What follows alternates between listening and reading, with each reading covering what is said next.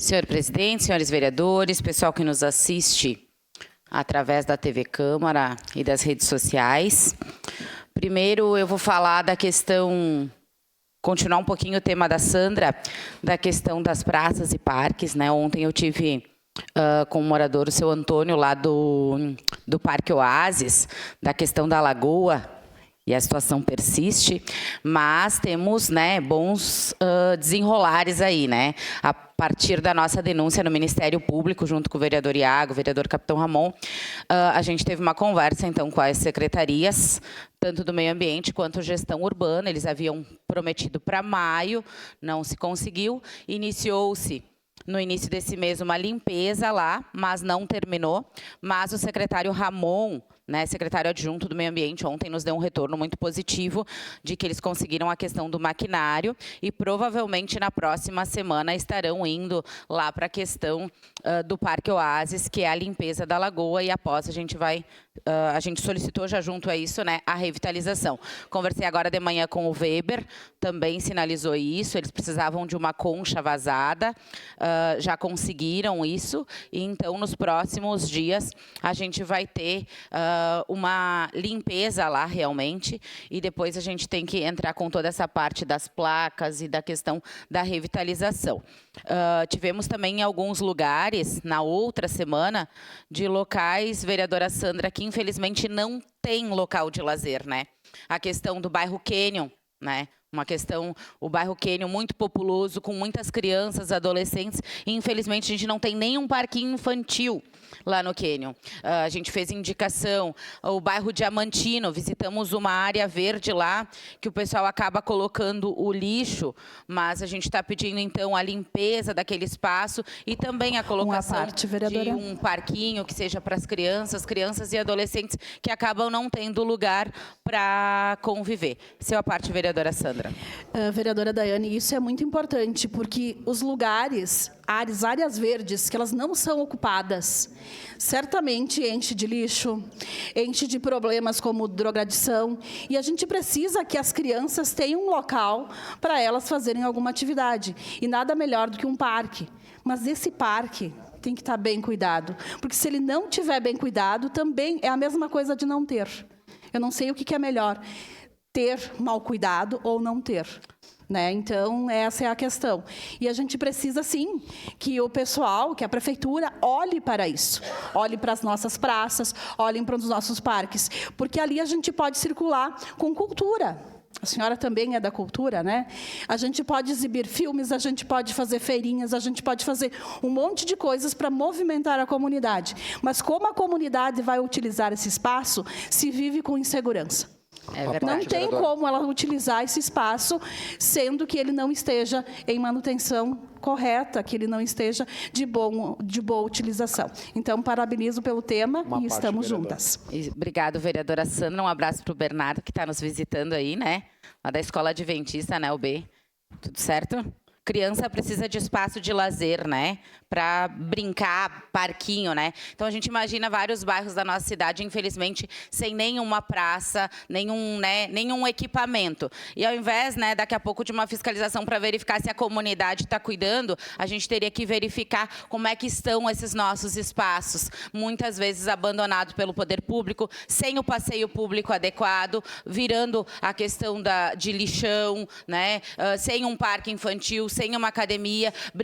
Por exemplo, lá no Fátima a gente teve a praça revitalizada e a gente agradece a Secretaria de Gestão Urbana que fez esse trabalho lá no Fátima, revitalizou toda a praça, mas não tinha, infelizmente, como a comunidade se apropriar da academia da melhor idade e utilizá-la, porque precisava, né, soldar, né, aqueles equipamentos que foram instalados lá no ano de 2015. Então, faltava a questão de manutenções periódicas nessas praças e parques. Se a parte rapidamente, que eu quero entrar num outro assunto, vereador Dani Mello, também reforço aí as considerações, porque o município teria que ter, de repente, pensar para o futuro um cronograma a cada 6 meses ou anualmente fazer a manutenção, já levar uma equipe serralheira para arrumar esses brinquedos. A gente ir lá, instalar e depois não voltar mais. É desde a questão da roçada, ter um cronograma, porque senão o mato toma conta, os vândalos acabam se apropriando, a ter um efetivo da Guarda Municipal mais presente, principalmente quando nos horários que dá mais aglomeração de pessoas, nos finais de semana, até para mostrar uma eficácia mais eficiente nesse quesito. Parabéns. Obrigado, vereador Juliano Valim. E eu quero colocar, antes de dar a parte para o vereador Iago, um projeto de lei que a gente protocolou na semana passada na Câmara, aqui na Câmara, né, que é 198 de 2025, que é as câmeras de monitoramento nas escolas.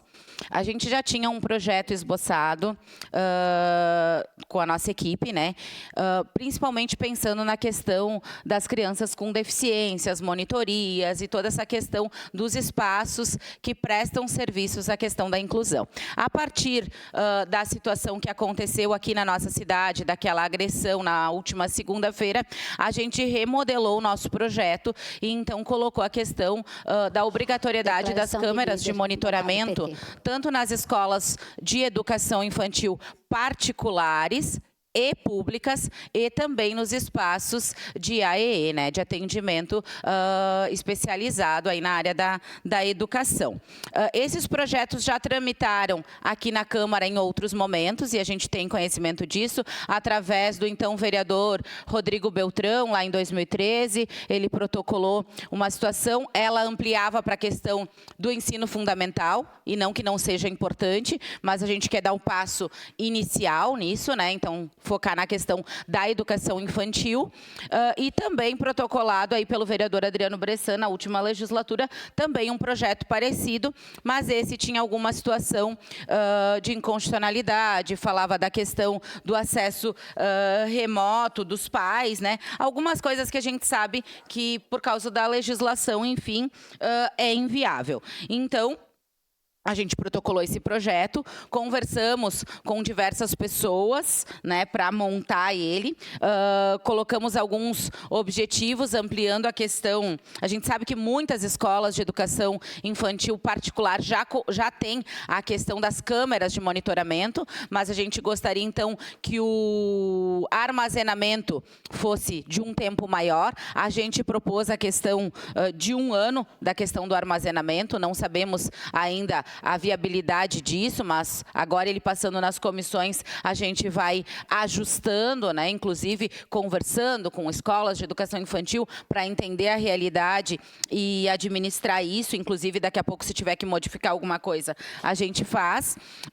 E também a gente teve algumas resoluções do STF no ano passado que também dão constitucionalidade a projetos como esse. Então, modificou a visão, né, do STF, já decidiu por leis municipais, então, que determinam isso. Então, a gente fez esse protocolo na semana passada, principalmente na questão tanto da proteção das nossas crianças, mas também proteger a questão dos profissionais quanto a falsas acusações daqui a pouco que possam ocorrer, né? Então, é um projeto que as câmeras de monitoramento garantem tanto a transparência para os pais, que eles ficam seguros no local onde a criança está indo, e também para os profissionais que atendam nessas escolas, né, ficarem protegidos também. Então, pensando na questão da transparência e a segurança no ambiente escolar, a gente protocolou essa legislação. Ela já é realidade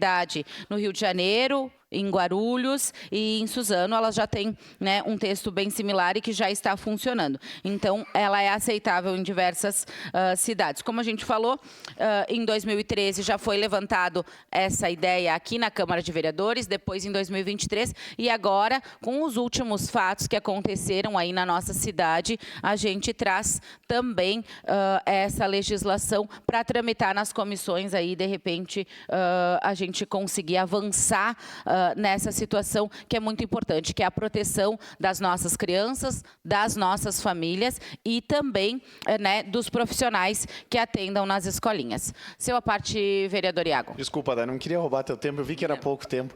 Não só repetir lá o que foi dito no início das praças e parques, né, e a vereadora Sandra também falou, né, basicamente aquilo da teoria das janelas quebradas, né, então se a cidade vai ficando suja, vai ficando largada, cada vez vai piorando mais.